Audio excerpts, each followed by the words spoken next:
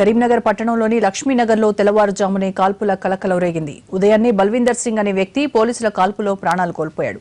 స్థానికంగా నివాసముంటున్న బల్వీందర్ సింగ్ బెంగళూరులో సాఫ్ట్వేర్ ఇంజనీర్గా పనిచేస్తున్నాడు.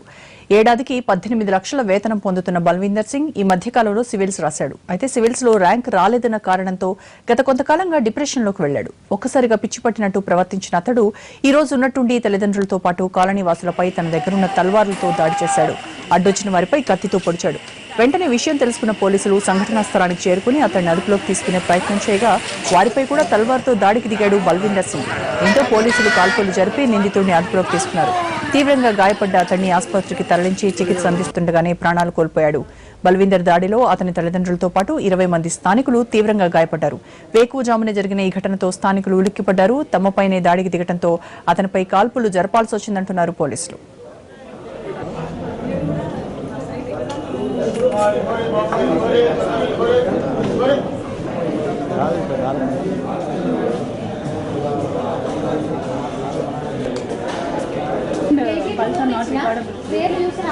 పెట్టాం డోపమిన్ పెట్టాం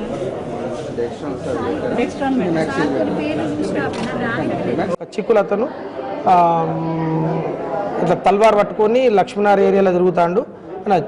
ఆ వెంటనే ఇంకొక ఫోను ఒక తలకాయ ఒక ఆడ తల నరికిండు, చెయ్యి నరికిండు అని మళ్ళీ 108 నుంచి మళ్ళీ ఒక ఫోన్ వచ్చింది. నేను వెంటనే సిఐ గారికి ఇంటిమేషన్ ఇచ్చాను. సార్ ఇట్లా సంగతి మరి పోలీస్ స్టేషన్లో ఇమ్మీడియట్లీ ఇట్లా జరుగుతుందని ఫోన్ వచ్చింది అని సిఐ గారికి చెప్పిన. సిఐ గారు నేను వస్తున్నా, నువ్వు ఈ పోలీస్ స్టేషన్ జీప్ తీసుకొని బయలుదేరరా అని సిఐ గారు అన్నారు.